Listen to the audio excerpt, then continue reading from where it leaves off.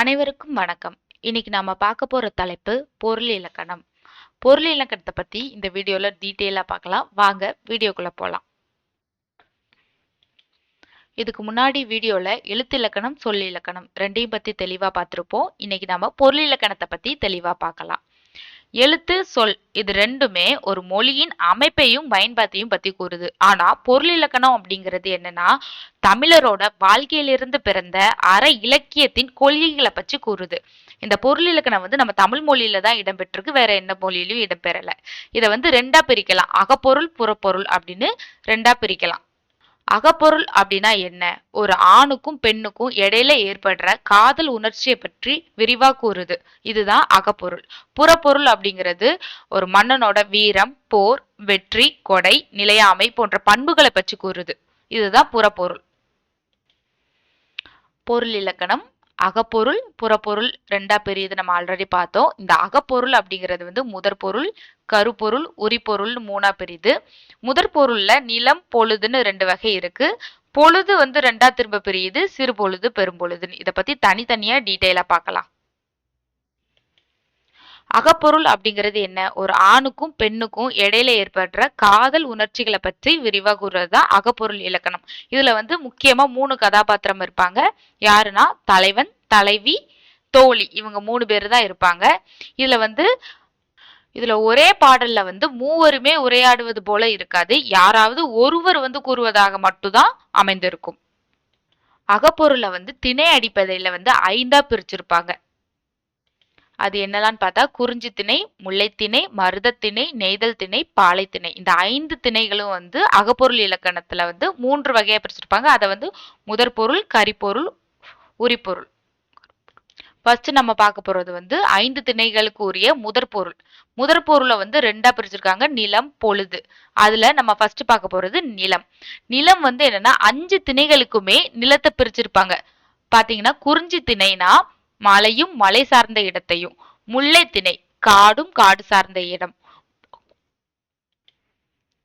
மருதம் திணை வயலும் வயல் சார்ந்த இடமும், நெய்தல் திணை கடலும் கடல் சார்ந்த இடமும், பாலை திணை மணலும் மணல் சார்ந்த இடமும்.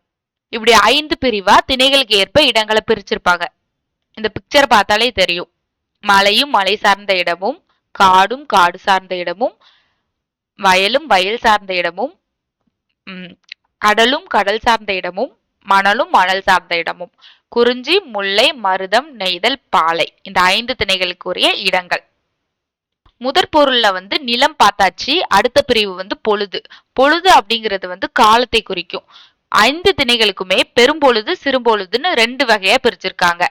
குளிர்காலம், முன்பனி காலம் அப்படிங்கிறது குறிஞ்சி திணையோட பெரும்பொழுது. யாமம் அப்படிங்கிறது அதோட சிறுபொழுது. கார்காலம் அப்படிங்கிறது முல்லை திணையோட பெரும்பொழுது. சிறுபொழுது மாலை. மருதம் திணைக்கு 6 காலமுமே பெரும்பொழுது. வைகரை சிறுபொழுது. நெய்தல் திணைக்கு 6 காலமுமே பெரும்பொழுது. ஏற்பாடு அப்படிங்கிறது சிறுபொழுது. பாலை அப்படிங்கிறது முதுவெண்ணில், பின்பனி, இளவெண்ணில். இந்த 3 பெரும்பொழுது. நண்பகல் அப்படிங்கிறது சிறுபொழுது. இதுல கார்காலம் அப்படிங்கிறது ஆவணி, புரட்டாசி மாதங்களை குறிக்கும். குளிர்காலம் ஐப்பசி, கார்த்திகையை குறிக்கும்.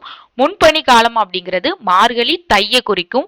பின்பனி காலம் அப்படிங்கிறது மாசி, பங்குனியை குறிக்கும். இளவெந்நீர் காலம் அப்படிங்கிறது சித்திரை, வைகாசியை குறிக்கும். முதுவெந்நீர் காலம் அப்படிங்கிறது ஆனி, ஆடிகளை குறிக்கும்.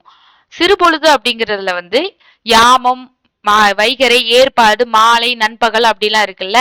அதுல காலை காலை 6 மணி முதல் 10 மணி வரை குறிக்கும். நண்பகல் அப்படிங்கிறது காலை 10 மணி முதல் 2 மணி வரை குறிக்கும். ஏற்பாடு அப்படிங்கிறது பிற்பகல் 2 மணி முதல் 6 மணி வரை குறிக்கும். மாலை அப்படிங்கிறது மாலை 6 மணி முதல் இரவு 10 மணி வரை அப்படிங்கறத குறிக்கும். யாமம் அப்படிங்கிறது இரவு 10 மணி முதல் இரவு 2 மணி வரை குறிக்கும். வைகரை அப்படிங்கிறது இரவு 2 மணி முதல் அடுத்த நாள் காலையில் 6 மணி வரை இருக்கும்ல, அது வைகரை குறிக்கும். அகப்பொருள் இலக்கணத்துல முதற் பொருள்ல நிலம், பொழுத பத்தி டீட்டெயிலா பார்த்தோம். இப்ப நம்ம பார்க்க போறது கருப்பொருள்.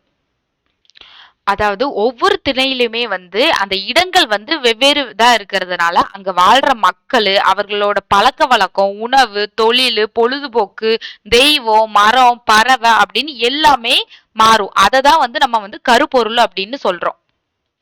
இதுல பாத்தீங்கன்னா தெரியும், குறிஞ்சி திணை, முல்லை திணை, மருதம் திணை, நெய்தல் திணை, பாலை திணை, இந்த 5 திணைகளுக்குமே வெவ்வேறு கருப்பொருட்கள் தெய்வம், மக்கள், உணவு, விலங்கு, பூ, மரம், பறவை, ஊர், நீர், பறை, யாழ், பண், தொழில், இவ்வளவு கருப்பொருட்களுமே 5க்குமே வேறு வேறு. இதை வந்து ஷார்ட்கட்டா எப்படி படிக்கிறதுன்னு தனியா ஒரு வீடியோல பார்க்கலாம். மூணாவதா நம்ம பார்க்க போறது உரிபொருள். குறிஞ்சி திணை புணர்தல். புணர்தலும் புணர்தல் நிமித்தமும், அதாவது தலைவனும் தலைவியும் ஒன்று சேருதலை வந்து வச்சு கூறுது. முல்லை திணை இருத்தலும் இருத்தல் நிமித்தமும், அதாவது தலைவி வந்து தலைவனோட பிரிவை வந்து பொறுத்து கொள்றத வச்சு கூறுது. மருதம் ஊடலும் ஊடல் நிமித்தமும், அதாவது தலைவன் தலைவியிடம் வந்து பிணக்கு கொள்ளுதல். நெய்தல் இரங்கலும் இரங்கல் நிமித்தமும், அதாவது தலைவி பிரிவு காலத்துல வந்து தலைவனை நினைச்சு வருந்துறது. பாலை பிரிதலும் பிரிதல் நிமித்தமும், அதாவது தலைவனும் தலைவியும் விட்டு பிரிறது தான் வந்து பற்று கூறுறதா வந்து இந்த ஊரி பொருள். இப்ப நம்ம அகப்பொருள்ல வந்து முதற் பொருள், கருப்பொருள், உரிபொருள் இந்த மூணையும் பத்தி தெளிவா பார்த்துட்டோம். இப்ப பார்க்க போறது வந்து புறப்பொருள் இலக்கணம். புறப்பொருள் இலக்கணம் அப்படின்னா என்னன்னா, ஒரு அரசனையோ அல்லது ஒரு வள்ளலையோ அவருடைய வீரம், போரு, தூது, வெற்றி, கொடை அந்த பண்புகளை பற்றி தெளிவா கூறுறதுதான் வந்து புறப்பொருள் இலக்கணம். இத வந்து திணைகளா பிரிச்சிருக்காங்க. வெச்சி திணை, கரண்டை திணை, வஞ்சி திணை, காஞ்சி திணை, நொச்சி திணை, உளிஞை திணை, தும்பை திணை, வாகை திணை, பாடான் திணை, பொதுவியல் திணை, கைக்கிளை திணை, பெருந்தலை திணை. அதாவது கைக்கிளை பெருந்திணை இருக்குல்ல, இது ரெண்டுமே அகப்பொருள்லையும் சொல்லிக்கலாம், புறப்பொருளையும் சொல்லிக்கலாம். ஃபர்ஸ்ட் நம்ம பார்க்க போறது வெற்றி திணை. வெற்றி திணை அப்படின்னா என்னன்னா, பழைய காலத்துல வந்து இப்ப நம்ம ஒருத்தட்ட போரிட போறோம்னா ஃபர்ஸ்ட் அவனுடைய பசு கூட்டங்களை வந்துதான் கவர்ந்து செல்வானா. இததான் வெற்றி திணைன்னு சொல்றோம். வெற்றி பூசூடி அந்த போருக்கு செல்றதுதான் வந்து வெற்றி திணை. அதாவது வெற்றி திணையில வந்து பசுக்களோட அந்த பசு கூட்டங்களை வந்து கவர்ந்து செல்வான்ல, அதை மீட்டு வர்றதுக்காக இந்த சைட்ல இருந்து போர் தொடுப்பாங்கல்ல, அததான் வந்து கரந்தை திணைன்னு சொல்லுவோம். இதுல வந்து கரந்தை பூச்சோடி போருக்கு செல்வான். மூணாவது நாம பார்க்க போறது வஞ்சி திணை. வஞ்சி திணைங்கிறது வந்து பகையரசன் வந்து நாட்டை பிடிப்பதற்காக அந்த நாட்டு மேல டைரக்டா போர் தொடுத்து செல்வான். அததான் வந்து வஞ்சி திணைன்னு சொல்லுவோம். இதுல வந்து வஞ்சி பூசூடி போருக்கு செல்வான். இப்ப வந்து பகையரசன் வந்து நம்ம நாட்டை நோக்கி படையெடுத்து வரும்போச்சுல அதை தடுத்து நிறுத்தி தன்னுடைய நாட்டு மக்களை காக்கணும்னு நினைக்கிறது தான் வந்து காஞ்சி திணை. இதுல போர் செய்யற அரசன்கள் வந்து காஞ்சி பூ சூடி வந்து போருக்கு செல்வாங்க. அஞ்சாவது நம்ம பார்க்க போறது நொச்சி திணை. நொச்சி திணை அப்படின்னா வந்து பகையரசன் வந்து போர் தொடுத்து வந்து தன்னுடைய கோட்டையோட மதுல சூழ்ந்து எல்லாருமே சுத்தி வளைச்சதுக்கு அப்புறம் தன்னுடைய கோட்டையை காக்குறதுக்காண்டி பாதுகாக்க வந்து போர் செய்ய ஆரம்பிப்போம்ல, அததான் வந்து நம்ம நொச்சி திணைன்னு சொல்றோம். இதுல வந்து போருக்கு வந்து நொச்சி பூ சூடி போருக்கு செல்வாங்க.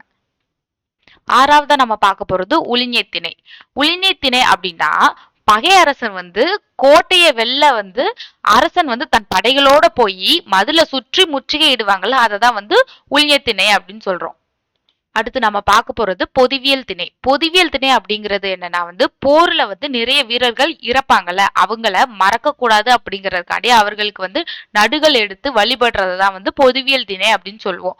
அதோட மட்டும் இல்லாம அவங்க அந்த இறந்த வீரர்களோட மனைவியருக்கு வந்து இரங்கலும் தெரிவிப்பாங்க. இப்ப பார்த்த 9 திணைகளுமே வந்து போர அடிப்படையா கொண்டது. ஆனா நம்ம இப்ப பார்க்க போற பாடான் திணை அப்படிங்கிறது என்னன்னா வந்து அந்த அரசனோட கொடை, அந்த அரசனை வாழ்த்தி கூறுறத பத்தி பாடுறதுதான் வந்து பாடான் திணை. இந்த கைக்கிளை பெருந்திணை இருக்குல்ல, இது ரெண்டுமே அகப்பொருள்னு சொல்லிக்கலாம், புறப்பொருள் ரெண்டுலயுமே வந்து இடம்பெறும். கைக்கிளை திணை அப்படிங்கிறது வந்து தன்னை விரும்பாத ஒரு பெண்ணிடம் போய் தன்னுடைய காதலை சொல்றதுதான் வந்து கைக்கிளை திணை அப்படின்னு சொல்றோம். இது வந்து ஒரு திலை காதல் என்று சொல்லலாம்.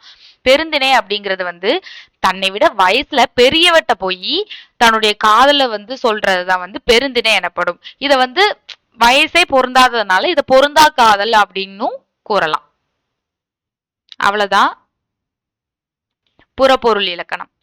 ஓகே, இன்னைக்கு வந்து நம்ம வீடியோல அகப்பொருள் புறப்பொருள் அப்படின்னு 2 பிரிவா உள்ள பொருள் இலக்கணத்தை பத்தி டீட்டெயிலா பார்த்தோம். வீடியோ பிடிச்சிருந்தா லைக் பண்ணுங்க, ஷேர் பண்ணுங்க, சப்ஸ்கிரைப் பண்ணுங்க. நன்றி, வணக்கம்.